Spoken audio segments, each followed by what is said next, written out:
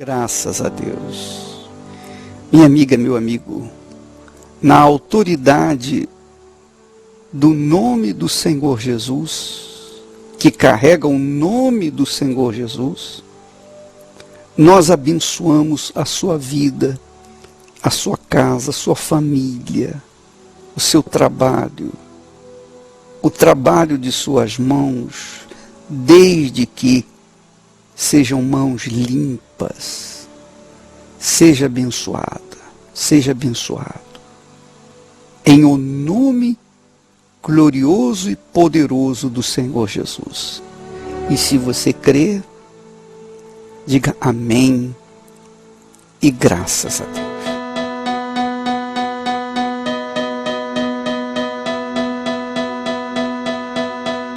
Nós temos falado nesses últimos dias sobre o Salmo 37, o Salmo de Davi. E se você observar direitinho este Salmo, se você começar a meditar em cada versículo, você vai encontrar alimento para toda a sua vida, para fazer fortalecer o seu espírito e fazer de você uma pessoa abençoada, a própria bênção. Você sabe que qualquer escrita carrega em si o espírito do seu escritor. Nos Salmos de Davi nós encontramos o espírito que o guiava, que é o espírito do Altíssimo. Por conta disso, qualquer pessoa, independente da sua religião, sempre vai encontrar nos Salmos uma palavra que venha ao encontro das suas necessidades. Quaisquer que sejam as suas necessidades, a pessoa vai encontrar nestes Salmos uma palavra que vem diretamente do trono do Altíssimo ao encontro da sua necessidade.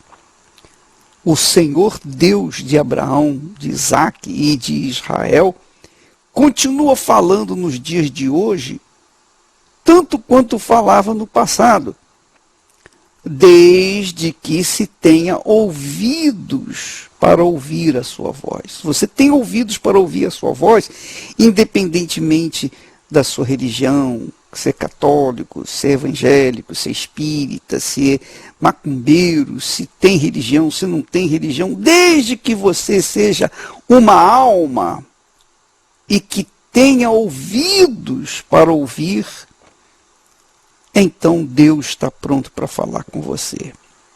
Mas o importante no livro de Salmos não é apenas sentir o conforto de suas mensagens, mas, sobretudo, praticar, seguir, observar, enfim, obedecer o que ali é ensinado.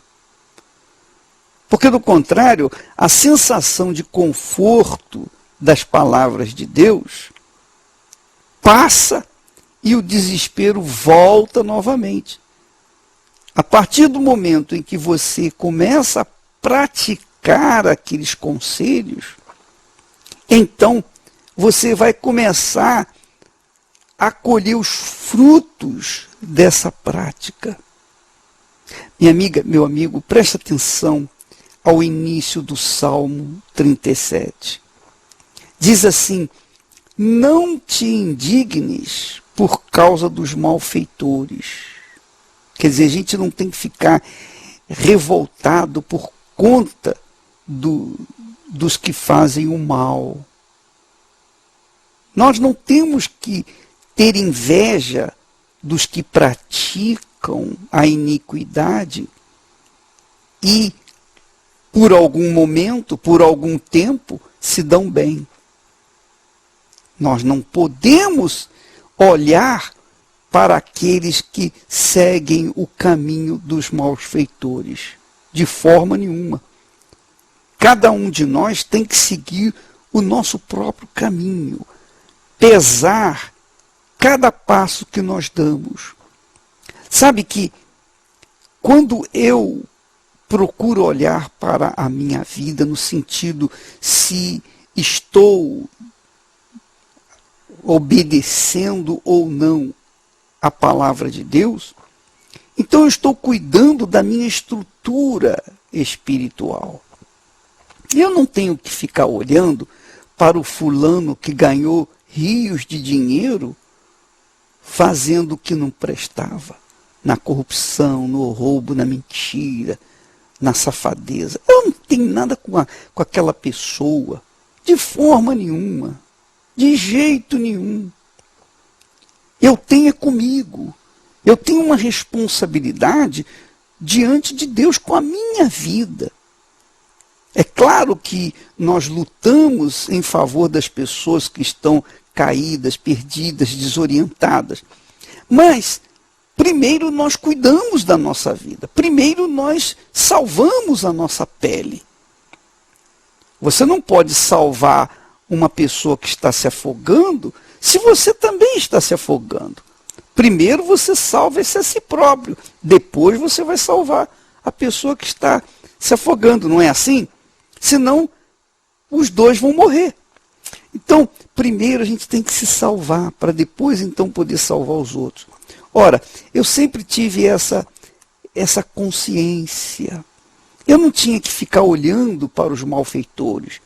Eu não tinha que olhar para a sorte, entre aspas, dos malfeitores que se davam bem nas suas corrupções, nos seus roubos e safadeza. Eu não tinha que ficar olhando. Eu tinha que olhar para mim. Eu tinha que olhar para a minha vida. Porque aqui diz assim, os malfeitores, os que praticam iniquidade, dentro em breve definharão como a relva e murcharão como a erva verde. Quer dizer, isso já está determinado. Não adianta os malfeitores acharem que vão se dar bem. Cedo ou tarde, em breve, eles definharão como a relva. Está aqui escrito. Isso já é um prognóstico. Já está escrito. Não está escrito nas estrelas, não. Está escrito na palavra de Deus. Os malfeitores e os que se comportam de forma iníqua, certamente, com certeza, em breve definharão como a erva verde. Aí ele diz assim, confia no Senhor e faze o bem. Quer dizer, eu tenho que confiar em Deus, não apenas confiar em Deus, mas também fazer o bem. Procurar plantar o que é bom, procurar ajudar as pessoas, procurar, enfim, somar na vida das pessoas. É isso que eu tenho que fazer. É o meu comportamento em relação ao Senhor, meu Deus.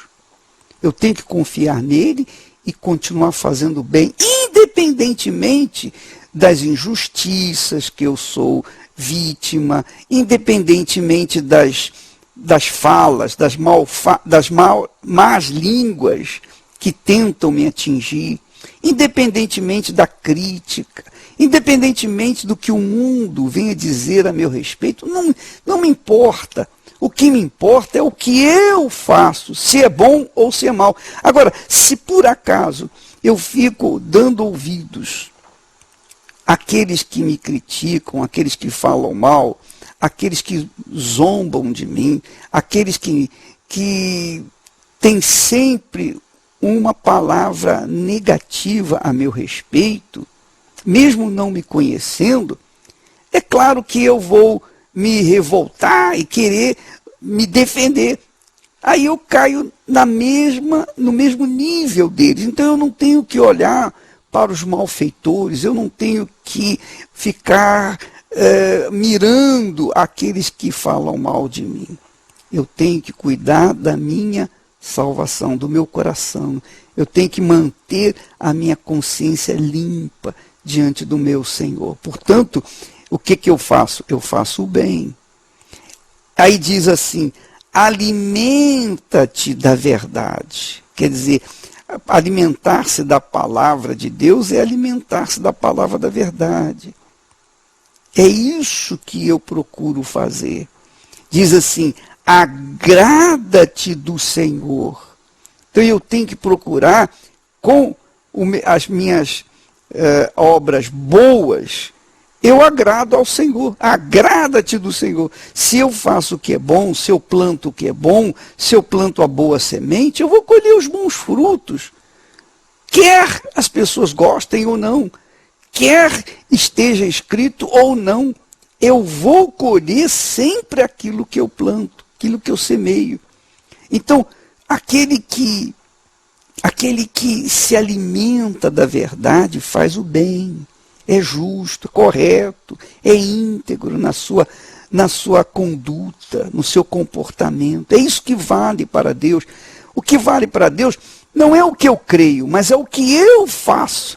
Eu creio em Deus, mas eu faço o que é mal, o que adianta a minha crença em Deus? Não é verdade?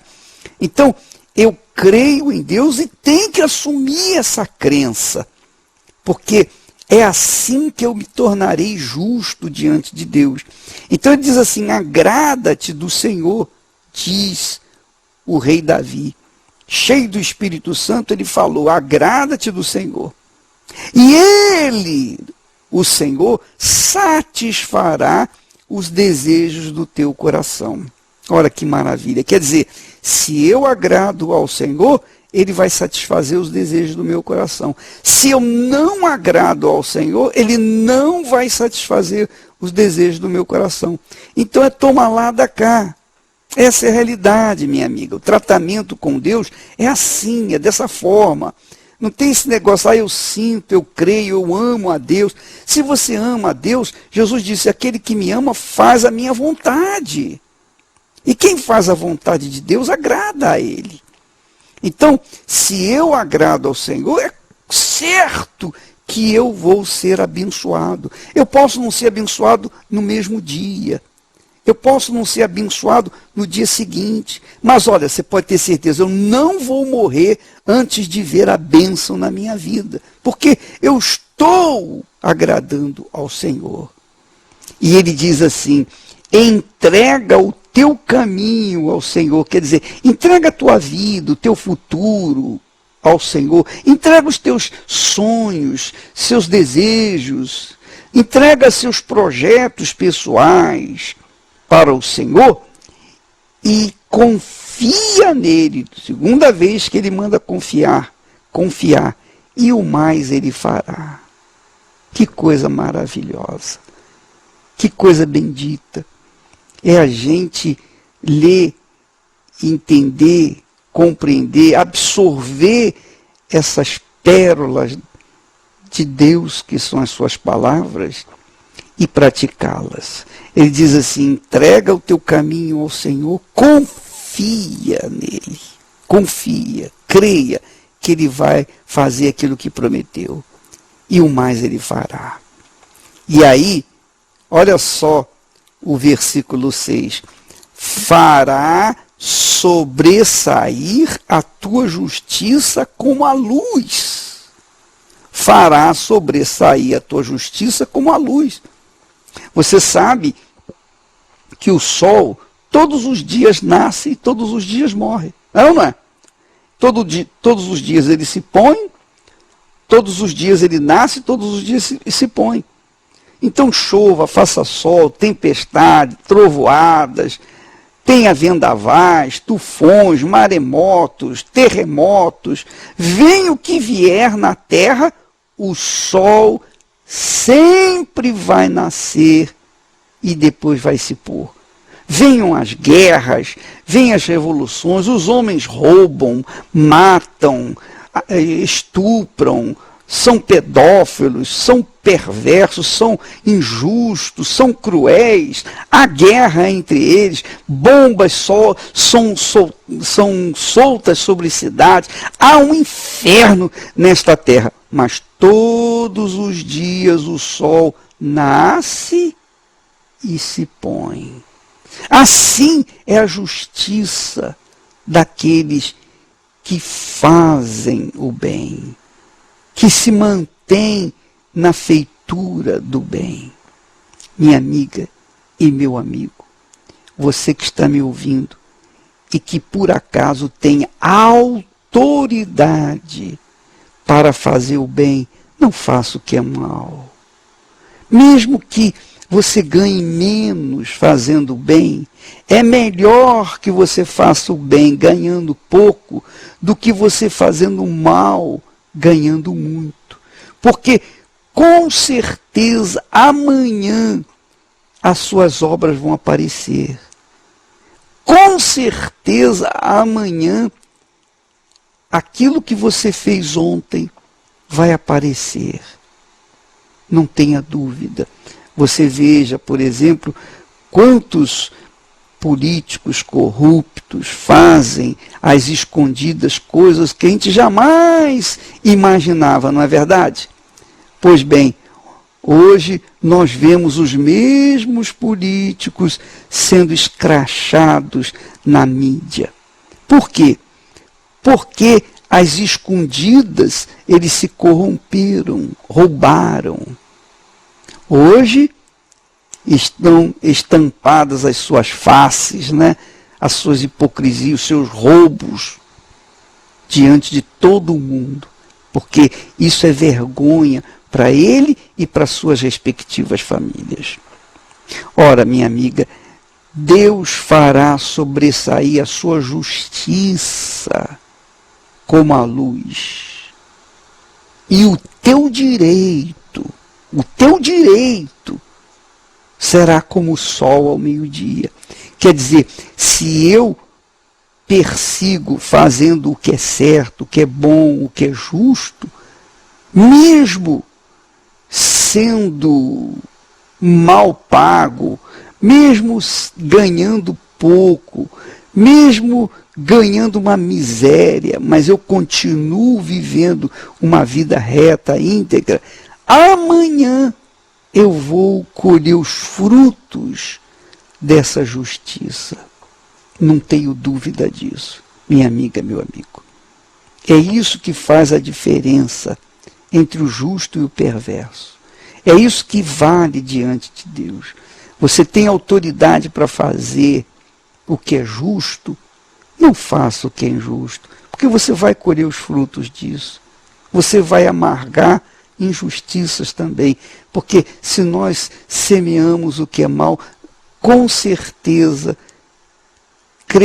crendo ou não crendo em Deus, nós iremos colher o que é mal. Não tenha dúvida disso. Essa é a palavra de Deus. Tudo o que o homem semear, isso também ceifará. Se ele semeia o que é bom, ele vai colher o que é bom. Se ele semeia o que é mal, ele vai colher o que é mal. E é esta fé que eu fundamento a minha vida. E é óbvio que o Senhor fará o meu direito, quer dizer, aquilo, a minha justiça, a minha conduta, o meu comportamento ilibado, o meu comportamento honrado, certamente vai aparecer como o sol ao meio-dia. A minha justiça vai prevalecer, quer dizer, a justiça de Deus na minha vida vai prevalecer. Eu serei abençoado. Minha amiga, meu amigo, vamos ouvir o testemunho agora do Jonatas, que passou pelo inferno, mas um dia ouviu a palavra de Deus e colocou essa palavra em prática. E você vai ver a diferença da vida dele. Vamos ouvi-lo. Eu vim de uma infância muito sofrida e conturbada, e a razão principal desse sofrimento era a destruição do casamento dos meus pais. Meu pai, ele sempre foi viciado na bebida e no cigarro, o forte mesmo era o álcool, e por conta disso, o casamento deles foi de mal a pior. Ele bebia todos os dias, e não só bebia, como ele era um ciumento possessivo, então ele brigava muito com a minha mãe e não deixava ela dormir durante a noite, e não deixava ela e nem eu e nem meu irmão, porque a gente ficava acordado com medo dele, no caso, agredir ela ou fazer coisa pior. Porque além de ele brigar, além de ele xingar, ele ameaçava. Não uma nem duas, mas várias vezes, bem dizer, todas as noites, ele ameaçava tirar a vida dela. Então isso, querendo não, deixava tanto eu como meu irmão com medo. E isso foi durante anos. E por conta da bebida, ele não conseguia arrumar trabalho. Teve uma época que ele ficou mais ou menos 5 anos desempregado. E desses 5 anos, foi só dor de cabeça, porque a minha mãe, ela tinha que manter a casa sozinha. Então ela trabalhava de noite, noite e dia. Querendo ou não, isso estava atingindo a saúde dela, assim, atingindo o sistema nervoso e emocional, porque ela começou a se tornar uma pessoa depressiva, dependente de remédios, que vivia em médicos. Muitas das vezes ela passava mal, e mesmo passando mal ela tinha que trabalhar, porque meu pai não tomava atitude, estava totalmente escravizado por conta da bebida, por conta do alcoolismo, e não queria saber de nada da vida, nem muito menos de cuidar nem dela, nem de mim, do meu irmão e nem da casa. Então isso foi desgastando o casamento. Por conta disso, ficava de 6 meses a 1 ano sem luz. Por várias vezes acabava todo o dinheiro, a gente passava necessidade. Eu me lembro que teve momentos que a minha mãe, ela, por conta do meu desespero, porque eu era criança, não entendia, então, por conta de ter ali só arroz e feijão durante 1 semana, 2 semanas, 1 mês, 2 meses, ali todos aqueles dias diretos, só arroz e feijão, eu chorava, eu, no caso, pedia, porque não tinha nada, era miséria total, por falta de condição. Porque ele não trabalhava, ela mantinha a casa sozinha e não ganhava bem. Então ela se virava, pedia emprestado para minha avó, pedia emprestado para os vizinhos, ela fazia tapete em casa para vender de porta em porta e vendia por uma mixaria de R$10, simplesmente para poder ir no supermercado e comprar uma mistura. E isso foi durante anos e anos, até que um dia ela não aguentou mais e simplesmente ela se separou. E por conta disso tudo, querendo ou não, foi gerando dentro de mim uma raiva, um ódio, principalmente do meu pai, principalmente dele.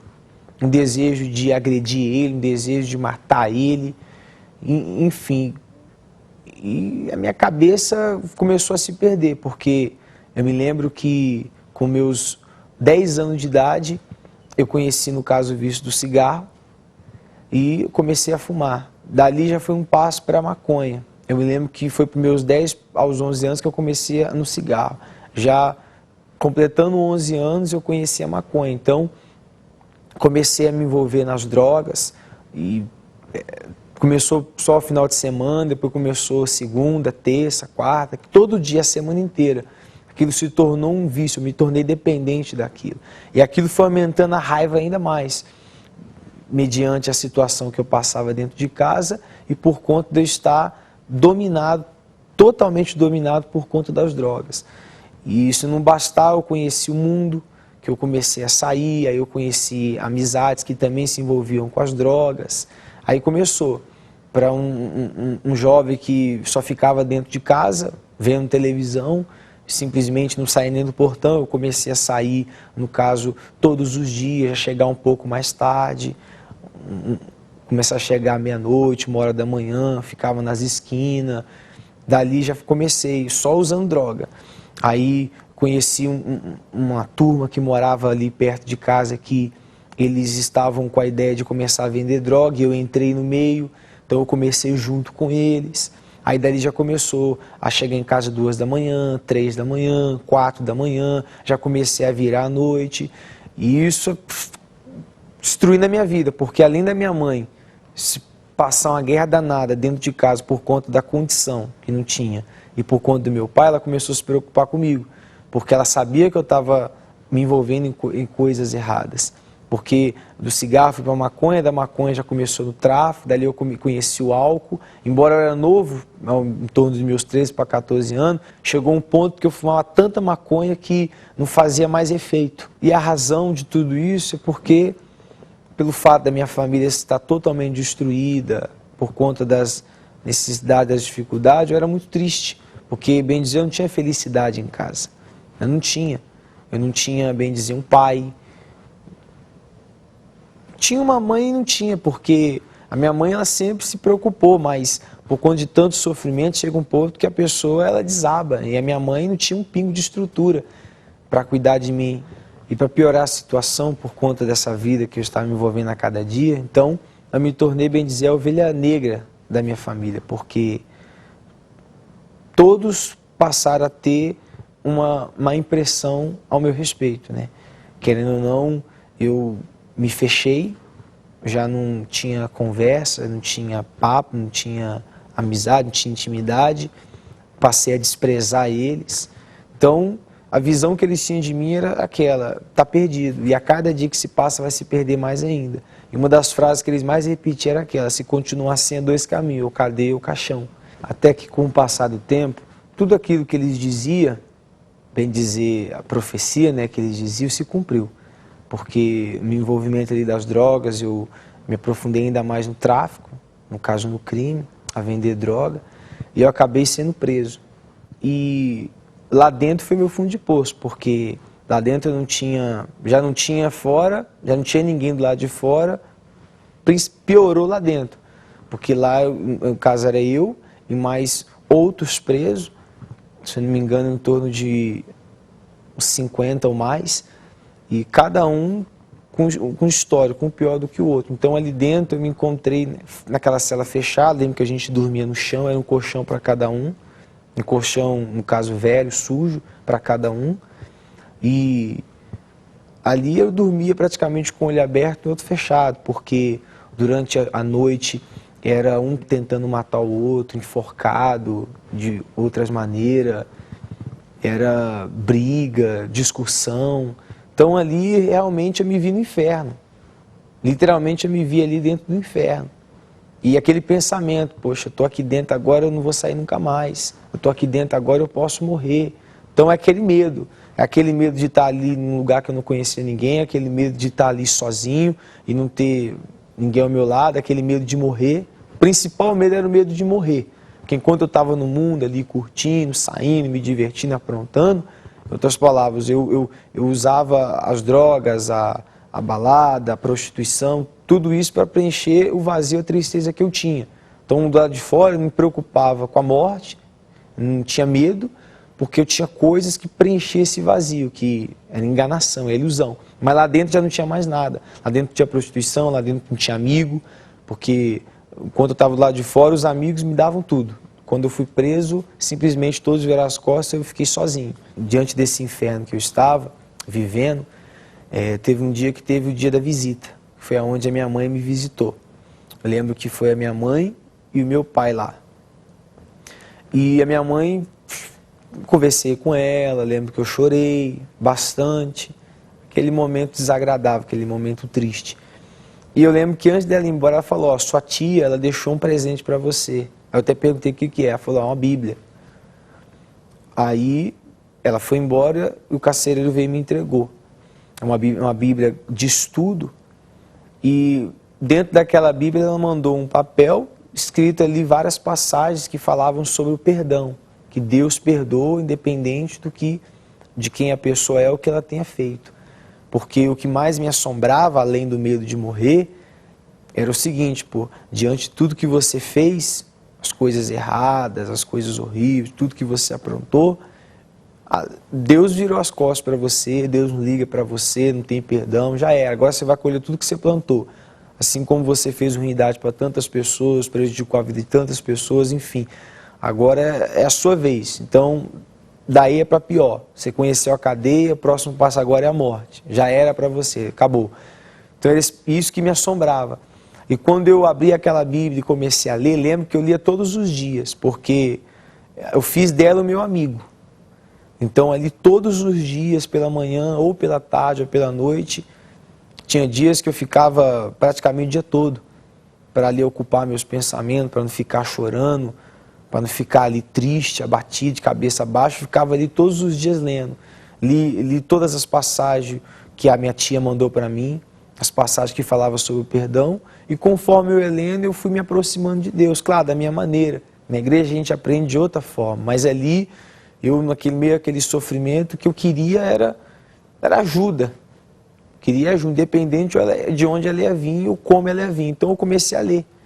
Comecei a ler um versículo, hoje um versículo amanhã, e fui pedindo a Deus que Ele me desse o entendimento, e ali eu me aproximei de Deus. Até que chegou um certo ponto que eu tomei consciência de tudo que eu havia feito, e era por conta disso que eu estava ali. Estava colhendo o que eu havia plantado todos aqueles anos. Mas que eu tinha uma oportunidade. Se eu, mesmo naquele inferno, me arrependesse, entregasse a minha vida para Deus, fizesse um pacto com Ele, Ele, além de me tirar, além de me perdoar e, no caso, me salvar, me proteger, Ele me tiraria dali. Até que um dia o carcereiro chegou e me fez uma pergunta, né? Porque conforme o tempo ia passando, a gente ia tendo certas liberdades, ou para sair no banho de sol, ficar um tempinho lá, dando uma volta assim no pátio, respirando um pouco, porque a gente ficava na cela presa, a cela era fechada, era abafado, era horrível. Ou então a gente, no caso, dentro da cela mesmo, a gente assistiu um filme. E eu optei em assistir um filme. Foi quando ele falou, você quer o quê? Um filme de ação ou um filme evangélico? Eu falei, eu quero um filme evangélico. Porque naquele momento eu estava com sede. Queria me aproximar de Deus, queria o consolo, a força de Deus. E eu lembro que ele colocou um DVD que era uma reunião do Bispo Macedo na João Dias, na Santa Amaro. E eu lembro que a igreja estava cheia, o bispo estava pregando sobre a fé, a pessoa que entrega a vida nas mãos de Deus. Me lembro que ele fez exatamente o que ele faz hoje, chama as pessoas na frente do altar. E a pregação durou em torno de 30, 40 minutos. Ele falou sobre a fé, sobre a pessoa entregar a vida nas mãos de Deus, exatamente aquilo que eu estava precisando. Exatamente o que eu estava precisando. E não só a palavra me tocou, mas também quando ele chamou na frente do altar as pessoas que queriam uma oportunidade, uma nova chance, as pessoas que queriam uma nova chance, que viesse à frente do altar. E ali ele orou pelas pessoas, as pessoas oraram, teve um momento do louvor, da adoração, e aquilo me tocou, porque eu pensei, poxa, eu quero essa oportunidade. Como eu queria, poxa, não estar aqui, mas estar lá na frente, com as minhas mãos erguidas, o meu rosto também, falando com Deus, cantando, buscando, enfim.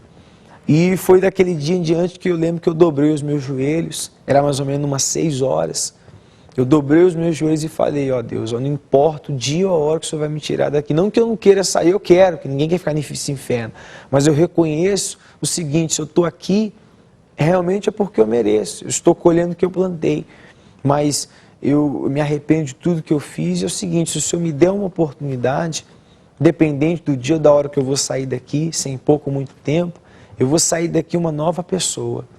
Aqui dentro mesmo eu já sou uma nova pessoa, eu vou buscar todos os dias essa mudança, transformação, e quando eu sair eu vou ser uma nova pessoa. Eu vou entrar na igreja, vou participar das reuniões, vou cuidar da minha mãe, cuidar da minha família, fazer tudo aquilo que eu poderia ter feito antes e eu não fiz. Investir nos estudos, enfim, um monte de coisa. E eu me lembro que eu fiz aquela oração e eu fui sincero.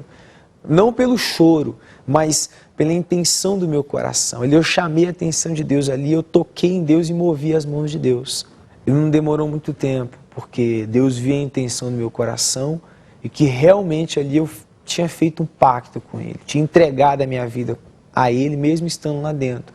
Não demorou o quê? 30 dias, um mês, e eu saí de lá. Eu me lembro que teve a primeira audiência com o juiz, e ali foi colocado, no caso eu, a minha mãe, tudo que é feito em uma audiência. E eu me lembro que quando eu sentei na frente, eu entrei no escritório dele, e eu sentei na poltrona, de frente a ele, eu me lembro que ali eu comecei a orar. Ali eu comecei a orar. Bem baixinho, eu comecei a falar com Deus. Eu disse o seguinte: ó Deus, o Senhor conhece a intenção do meu coração. Ele pode virar aqui para mim e falar que eu vou pegar 10, 30, 40, 50 anos, não importa. A partir de hoje eu sou uma nova pessoa, tanto aqui como lá fora. E ali o juiz, ele conversou comigo, conversou com a minha mãe. E uma coisa que ele disse para mim, ele disse: ó Jonathan, eu vejo que você é um bom rapaz. Eu já atendi aqui vários casos que não são piores do que o seu. Diga-se de passagem, o seu é o pior. O seu crime até então é o pior. E eu não vi nos outros o que eu estou vendo em você. Você é um bom rapaz. Eu sei que dentro de você não há ruindade. Mas você vai continuar preso. E dali eu fui embora. Voltei para a delegacia, só que a minha mãe ficou lá. Eu fui no carro, na viatura, e minha mãe ficou lá. Nessa ele chamou a minha mãe e disse: ó, eu vou soltar o seu filho, porque eu vejo que ele é um bom rapaz. Simplesmente isso, não disse mais nada. E eu voltei para a delegacia. Passou 2 dias, novamente eu fui chamado no fórum. Quando eu cheguei lá, eu assinei a minha carta que eu estava sendo liberado. E ali, eu me lembro que foi no dia 9 de abril de 2010. Saí dali, dentro do carro com a minha mãe e um amigo dela, eu falei: Deus, agora sim eu vou honrar aquilo que eu falei, eu vou dar valor. E isso foi no dia 9.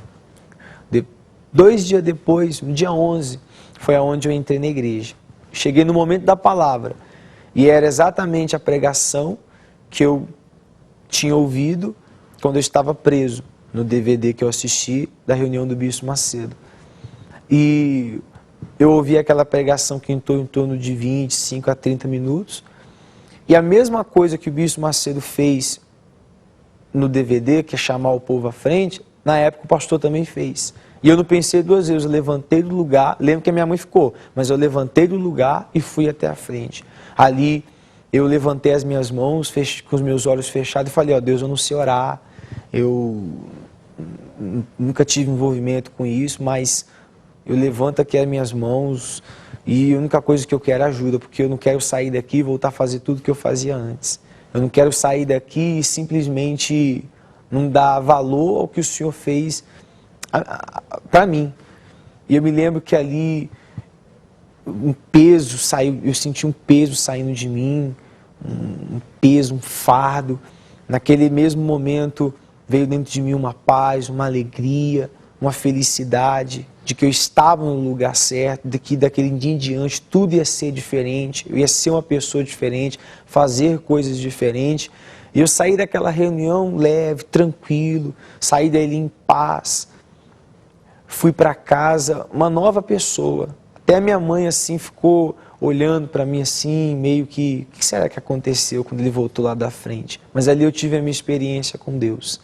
Foi algo especial, algo que eu não vou esquecer de jeito nenhum. E fui para casa, no caso, voltei no dia seguinte e assim comecei a frequentar as reuniões. E graças a Deus eu consegui me libertar da bebida, consegui me libertar das drogas, consegui me libertar de tudo. Tudo. Em questão de 2 semanas eu já estava livre de tudo. Chamou a atenção dos meus familiares, porque no pensamento, na cabeça deles, eu era um caso perdido, e era, mas eles viram que realmente eu mudei. Realmente me tornei uma nova pessoa, meu semblante mudou, minha maneira de falar, de pensar, meu comportamento.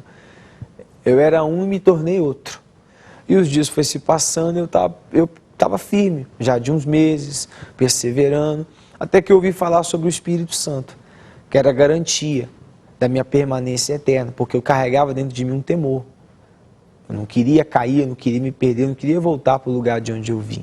Principalmente, já ali na igreja, frequentando, tomei consciência de muitas pessoas que estavam em firme como eu e tinham se afastado, eu não queria me afastar. Então eu entendi que eu precisava receber o Espírito Santo, porque se eu receber o Espírito Santo, realmente a minha permanência seria eterna, eu não ia sair mais. da presença de Deus, não ia sair mais da igreja, não ia voltar mais a ser quem eu era. Então, por eu ter tomado consciência disso, eu dediquei ali todos os meus dias, me empenhei o máximo em receber o Espírito Santo e nascer de novo. Durante a minha busca, eu fui sincero diante de Deus e ali eu tive uma experiência com Ele. O Espírito dele se apossou da minha vida, do meu coração, dos meus pensamentos. Tudo mudou. Hoje os meus pensamentos são diferentes. Hoje as minhas atitudes são diferentes. Hoje eu tenho um caráter de um homem de Deus. Mesmo diante de lutas, dificuldades, tentações, mas eu estou firme. Eu estou firme e forte na fé, ganhando almas. Porque hoje eu sei que dentro de mim há a presença de Deus, há o Espírito de Deus. O próprio Deus, Ele mora dentro de mim. Hoje eu tenho paz, tenho felicidade, posso, se eu estiver sozinho, eu estiver acompanhado, não importa, não preciso, não dependo nem de nada, nem de ninguém, nem de coisas, nem de pessoas. Dependo exclusivamente do Espírito Santo. E como Ele habita dentro de mim, mora dentro de mim, então me tornei uma pessoa independente, sempre feliz. Não tem um dia que eu fico triste, desanimado, chorando, pelo contrário, todos os dias. Às vezes as pessoas até se perguntam, nossa, todos os dias você está alegre, você está feliz, você está brincando, mas é uma coisa natural, eu não forço, é natural, porque dentro de mim há essa alegria, há essa felicidade. Uma coisa eu posso afirmar com propriedade, o Espírito Santo, Ele mudou a minha vida.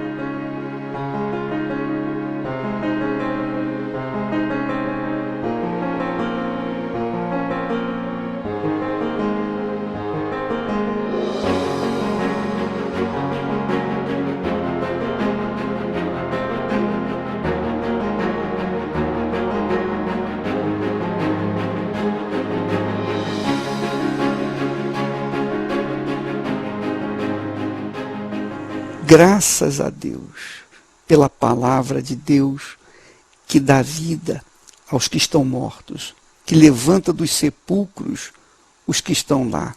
Graças a Deus por isso. E é por isso que eu mergulho na pregação do Evangelho, porque funciona. Não traz para a gente apenas palavras de consolo, de conforto, de esperança, mas trazem palavras que, se forem colocadas em prática, trazem justiça, trazem vida, trazem mudanças de vida, transformações de vida. Faz com que a pessoa tenha uma nova vida. Ficamos por aqui e amanhã estaremos de volta neste horário e nesta emissora. Que Deus te abençoe. Não se esqueça que domingo, às 10 da manhã e às 18 horas, o recebimento do Espírito da Palavra de Deus, o Espírito do Altíssimo, o Espírito de Deus. Se você quiser, aqui no Templo de Salomão, Avenida Celso Garcia, 605, o Templo de Salomão está aberto todos os dias, disponível para todas as pessoas. Você que deseja ter um encontro com Deus, então venha, participe e você vai ver a diferença na sua vida. E tem mais uma coisa, se você vier no Templo de Salomão, chegue antes da hora, porque se você chegar na hora, você não vai conseguir entrar. Por quê? Porque os portões fecham 5 minutos antes de começar cada reunião. Você então é o nosso convidado, não tem que pagar nada, você não tem que ter mais credencial, você pode ir à vontade, mas você tem que chegar pelo menos uma meia hora antes para poder se acomodar e ter o seu momento espiritual, inspiracional com o Espírito Santo, dentro do templo. Deus abençoe e até amanhã neste horário e nesta emissora.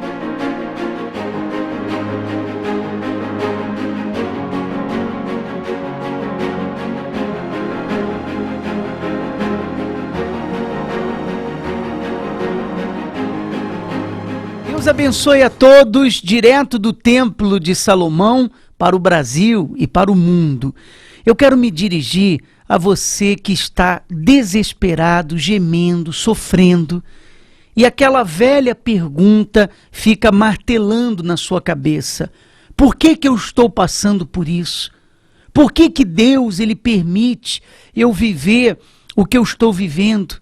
Será que eu mereço isso? O que que eu fiz de errado para merecer tanta tristeza na minha vida? Preste bem atenção. Os espíritos mal, eles eram anjos de luz, eles habitavam no céu. E no momento que eles se rebelaram contra Deus, eles foram expulsos do céu e hoje estão na terra. Hoje, esses espíritos opressores, imundos, estão no nosso meio. E por isso que você vê pai matando filho, filho matando pai. Por isso que você vê tanta gente desempregada, doente, gemendo, sofrendo, porque ele está no nosso meio. E como vencer? Você tem que lutar contra ele. Se ele teve audácia de lutar contra os anjos de Deus lá no céu, imagine contra nós. Ele vai enfrentar você, ele vai lhe desafiar, ele vai querer bater de frente, ele vai querer impedir a sua vida de ser uma vida de felicidade. Está aí o motivo da sua tristeza, está aí o motivo da sua depressão, está aí o motivo porque a vida de tantas pessoas não sai do lugar. Esse espírito que tem amarrado a sua vida, ou esses espíritos, porque tem gente que tem mais de um, são os mesmos que sugerem a você que você tem que tirar a sua vida, que não tem mais jeito, que não tem mais solução, que não há mais o que fazer. Eu vou mostrar agora as pessoas que nós temos ajudado num trabalho forte que temos realizado de libertação. Seu nome? Caroline. Kátia. O que aconteceu, Kátia? Quando eu cheguei aqui, eu tinha um problema muito sério com ela. Ela era uma menina rebelde, de 13 para 14 anos, ela virou a cabeça. Ela adquiriu esse espírito do mundo, de desobediência, de fugir de casa. Então eu fiz de tudo com a força do braço. Conselho tutelar, delegacia, eu me desesperava. A minha vida era chorar. Não respeitava sua mãe? Não, eu era totalmente perturbada, bispo. O meu foco era o mundo. Porque assim, como eu sempre fui da Igreja Universal, né? Assim, quando eu completei 13 anos, eu queria conhecer o mundo e eu conheci, né? Foi onde eu me viciei na maconha, no lança-perfume, chegava bêbada em casa, fiquei viciada no cigarro, me envolvi até com o traficante. Então, assim, a minha vida foi um inferno, né? E hoje eu tenho a declarar que eu só estou aqui por causa da minha mãe e da minha avó. Lutou por ela? Eu lutei, bispo. Olha, foi muito difícil, porque onde eu trabalhava, todo mundo tinha filho jovem e adolescente. Então, todo mundo tinha coisas boas para falar. E parecia que eles vinham falar para mim e doía, porque eu não podia falar a mesma coisa. A minha filha estava totalmente com a cabeça virada. 9 escola, tem 15 anos. Não ouvia conselhos? Não, briga de escola. Bispo, ela era ameaçada de morte. Tinha que levar na escola, tinha que buscar na escola, e era um inferno. Eu quase me separei por causa disso, porque eu tinha que ficar entre a minha filha e entre meu marido. Chorou muito? Muito. Eu chorei muito. A minha mãe chorou muito. A gente sofreu. Porque eu ia para o baile funk atrás da minha filha. Eu vi coisas terríveis. Porque é o espírito do mundo. E ela falava assim, é isso que eu quero. Não adianta vir falar de igreja, não vem falar dessas coisas, porque eu não quero saber. É isso que eu quero ser mulher de traficante, porque o jovem, ele quer isso, ele quer ostentação. A senhora se sentia impotente diante da situação? Bispo, eu pensava até em morrer. Eu falava assim, meu Deus, por que o Senhor não me deu uma filha paraplégica? Por que o Senhor não me deu uma filha deficiente? Talvez eu não ia sofrer tanto. Eu desejava isso. Eu olhava a minha vizinha, que tem uma filha especial, e eu falava, por que a minha filha não é ela? Que dor que você causou, hein? Verdade, bispo. Você viu o desespero da sua mãe? Eu via, mas eu não conseguia sentir um amor por ela. Porque o amor que eu sentia pela minha mãe tinha acabado naquele momento, né? Porque o meu foco era só o mundo. Eu só queria estar ali, naquele momento. Porque para o jovem, tudo que é proibido é gostoso. passada pro traficante, porque ela fugia de casa e eu ia atrás, eu não queria saber, não tinha medo, porque mãe é mãe. Eu ia em boca, não queria nem saber. E teve uma vez que eu falei assim, é o seguinte, minha filha não apareceu, eu vou chamar a polícia. Aí ele pegou e falou assim, então vamos ver se você tem pescoço para isso. Aí eu falei, tá bom, então vamos ver. Aí eu peguei, minha sobrinha me levou para casa e depois ela apareceu. Mas a gente ficou com aquele clima na família de ela ser o foco da desobediência. Como que está hoje? Graças a Deus, eu tenho orgulho da minha filha. Mudou? Mudou, bispo. Hoje eu posso falar que eu tive várias experiências com Deus e na minha casa só tem paz. Eu amo. Chora de alegria hoje. Bispo, a melhor coisa é a gente ter paz. Hoje eu tenho paz. Bispo, eu tentei matar o meu padrasto. E hoje eu amo ele de paixão, assim. Eu considero ele como meu pai, né? A obra do Espírito Santo. É verdade, ela quase matou ele. Ela pegou um espelho grande assim e tacou na cabeça dele. Aí foi aquela briga, aquela coisa horrível. E eu ficava no meio. Hoje transformada. Graças a Deus. A minha casa é uma bênção. Deus abençoe mais e mais. Essa mudança Deus quer fazer na sua vida, na sua família, na vida do seu filho, da sua filha. Ele tem o poder para libertar. Eu vou mostrar mais um resultado do trabalho da fé que realizamos e eu volto falando mais do que estará acontecendo aqui no Templo de Salomão. Como você chama? Jefferson. Edna. O que aconteceu, Ed? Então, bispo, na verdade a gente estava com a vida toda destruída, a família destruída, né? Tava a gente quase separando, né? Aí até o dia que a minha filha veio até aqui o templo e... Ela aqui? Sim, senhor. Você veio buscar por eles? Vim que não dava mais jeito, meu pai estava viciado, bebia direto, estava desempregado. Aí o pastor me chamou, eu vim, me ajoelhei no chão, orei, chorei, pedi pela minha família. Depois que eu saí daqui, minha vida mudou, meu pai se converteu. O senhor tinha um problema de vício? Eu bebia muita cerveja e comecei a usar cocaína. Isso afetava a vida? Muito, muito. Isso anos. A gente vivia 880. Ou melhorava e daqui a pouco piorava. Nunca ficava numa boa. Sempre ficava... final de semana era terrível pra gente. Era bom só de segunda a sexta. Porque estava trabalhando, então não estava em casa. Quando chegava sexta, para sábado, já eu ficava à noite no bar. Eu apanhava nos bares, entendeu? Arrumava briga. A última vez mesmo, quase que me mataram. Não tinha paz lá? Não tinha paz. Era só briga. Só briga. E vocês presenciavam tudo isso? Nós descobrimos que ele estava usando cocaína, né?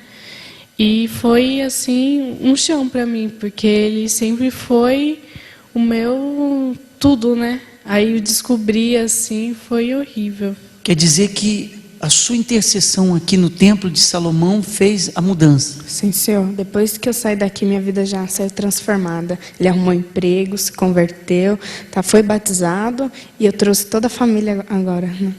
E está bem o senhor? Graças a Deus. Liberto dos vícios? Liberto. Eu estava comentando com o pastor. Depois disso, eu fui numa festa da família. Não tive vontade, no Dia dos Pais, não tive vontade nenhuma de tomar cerveja. Não sinto vontade nem de droga, nada. Não sinto vontade mesmo. Né? Feliz? Feliz, super feliz. Deus abençoe. Deus abençoe, viu? É costume você sentir o corpo pesado?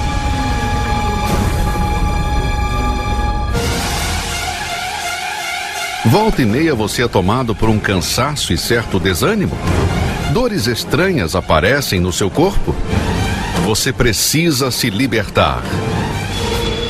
Você já percebeu que está sendo invejado por pessoas da sua convivência? Algumas não gostam de você e mesmo sem ter feito nada de mal a elas, você é odiado. O ambiente é pesado na sua casa. Você tem pessoas na família envolvidas com bruxarias e coisas parecidas. Na sua vida sentimental, existe um nó que não desata nunca. Nada tem dado certo. Você tem certeza que alguém anda fazendo trabalhos de feitiçarias para destruir seu casamento, sua vida profissional e, quem sabe, até lhe enlouquecer. Só existe uma maneira da sua vida voltar ao normal. É desmanchando tudo de ruim que está na sua vida. Usando o poder da fé, Vamos desmanchar toda a amarração, opressão e males espirituais. Avenida Celso Garcia, 605, Brás, São Paulo. Eu quero fazer um convite para você. Nessa sexta-feira, nós estaremos fazendo esse trabalho de libertação, juntamente com mais 6 bispos, numa equipe de 7. Nós estaremos às 10 horas da manhã e às 8 da noite, aqui no Templo de Salomão. Preparamos o caminho santo. Você vai passar por esse caminho, o mesmo caminho por onde entrou a Arca da Aliança, a arca que simboliza e representa a presença de Deus. Ela passou por esse caminho e entrou no templo. E por esse mesmo caminho você vai passar. Chegue cedo, faltando 5 minutos para as 10 da manhã e 5 minutos para as 8 da noite, nós vamos retirar o caminho. Então você deve chegar antes, vai passar, assim como a presença de Deus entrou na sua vida. Um dia você que deu testemunho, mudou de vida, vai entrar na vida de todos que estiverem aqui nessa sexta-feira. A presença de Deus vai entrar no seu filho, vai mudar o seu filho, vai entrar no seu casamento, vai entrar na sua vida e vai transformar o seu ser. Nessa sexta-feira, o caminho santo, para você terminar o ano abençoado, fechar esse ano por cima, iluminado através da fé. Às 10 da manhã e às 8 da noite, na Avenida Celso Garcia, no número 605, no Templo de Salomão, onde nós estaremos também num plantão de atendimento.